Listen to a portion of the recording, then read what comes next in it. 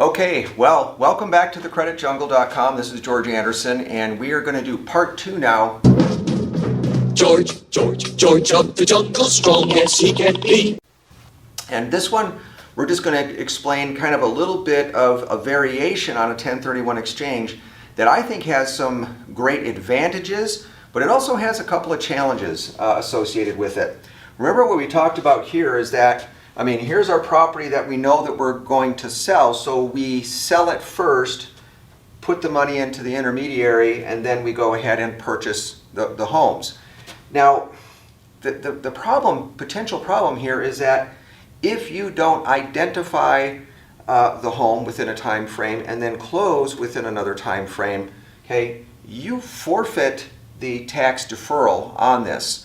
So that's kind of tough, especially if you haven't found your home yet, okay? Maybe you found a buyer on here and this is a great deal, you're getting a good sales price here and everything else, and you just don't want to pass it up. Well, now you've got the clock ticking on you. Well, guess what, folks? It's a lot easier to find a property that you're going to sell because you already own it, and if you have to, you can reduce the price. You can do a bunch of things to be able to sell the property. So a reverse 1031, what you would do is you would first deposit money with the intermediary, okay, and then your down payment or the funds that you want to have here, you use this to purchase this property first, okay, and then you have your timelines for identifying and then closing to sell this one. Now that one, I think in concept it sounds a little bit easier because you really already know that you've got all the equity that you need in this house here to be able to pay off financing if you had to get financing for this one. Maybe you can do it as a cash deal. But the whole process is that you've already identified the home that you're going to sell, so you purchase either these homes here or this one here. You purchase these homes first. So that's an advantage to a reverse 1031. But the question is what if you don't have the money for the down payment without selling this property here? Well, typically most investors, if they're considering doing this, they have a good chunk of equity in this property, or they have another piece of property, maybe their primary residence or something like that.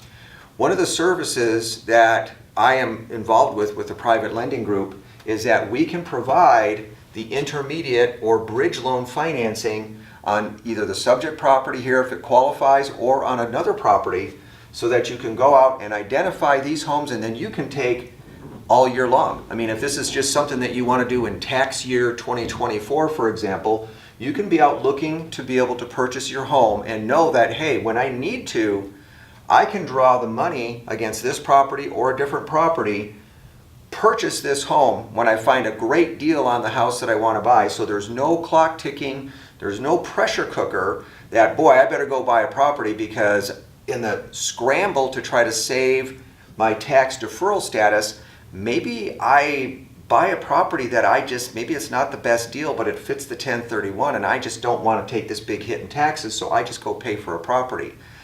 Personally, for myself, having been involved in this, it's much easier to take your time and find the right property that you want to purchase first, and then go, okay, now that I've secured this property here, this one goes up for sale.